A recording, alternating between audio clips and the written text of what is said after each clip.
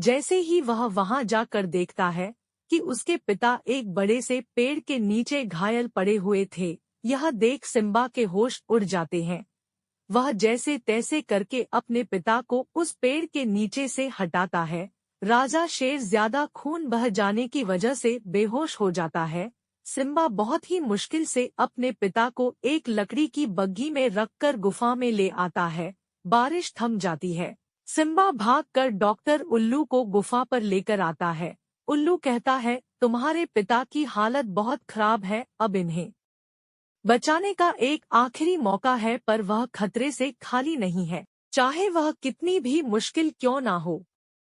देखो बेटा सिम्बा, जंगल के दक्षिण दिशा में एक तालाब है जिसमें 3 जादुई रास्ते हैं। उनमें से एक जादुई रास्ते पर तुम्हें एक सुनहरा पेड़ मिलेगा, जिनकी कुछ पत्तियां लाकर अपने पिताजी के जख्मों पर लगानी होगी। पर हाँ, वहां जाना मतलब मौत के मुंह में जाने के बराबर है। सिम्बा बिना कुछ कहे तुरंत उस तालाब की ओर निकलता है। बहुत दूर जाने के बाद सिम्बा को तालाब नजर आता है और वो बहुत खुश होता है। सिम्बा उन 3 जादुई रास्तों के पास जाता है और देखता है कि वहां हर रास्ते पर एक शेर रखवाली कर रहा था। पहले रास्ते पर सुनहरा बाघ खड़ा था, दूसरे रास्ते पर सफेद बाघ और तीसरे रास्ते पर एक बूढ़ा बाघ खड़ा था। सिम्बा परेशान हो जाता है कि किस रास्ते पर जाना है। सिम्बा सोच ही रहा था कि पहले दरवाजे पर खड़ा सुनहरा बाघ कहता है, मुझे पता है तुम यहाँ क्यों आए हो, मेरे पास आओ, मैं तुम्हें बहुत ही ताकतवर बना दूंगा। बूढ़ा बाघ कहता है, बेटा सिम्बा, तुम्हें देने के लिए मेरे पास कुछ नहीं है, पर मुझे तुम्हारी मदद की जरूरत है। मेरी पत्नी बहुत बीमार है, उसने 2 दिन से कुछ नहीं खाया है।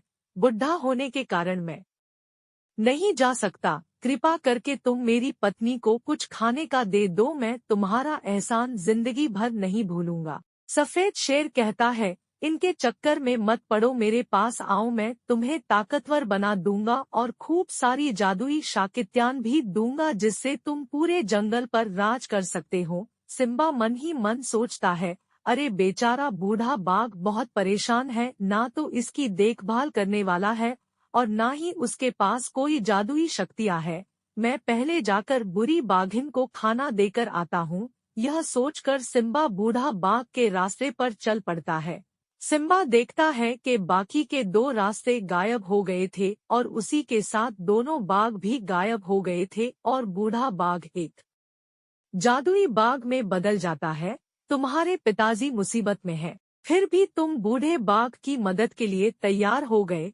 तुम मेरी परीक्षा में जीत गए हो। यह लो सुनारी पेड़ की पत्तियां, इन्हें ले जाकर अपने पिता के जख्मों पर लगाना, वह जल्द ही ठीक हो जाएंगे और तुम्हारी माँ भी तुम्हारे साथ अच्छा बर्ताव करेगी। सिम्बा वापस गुफा पर जाता है और शेर के जख्मों पर सुनारी पेड़ की पत्तियां लगाता है। राजा शेर एकदम ठीक हो जाता है। शेरनी भी उन पत्तियों को छूकर एकदम से बदल जाती है। वह सिम्बा के साथ अब अच्छे से पेश आने लगती है और वो खुशी खुशी साथ रहने लगते हैं।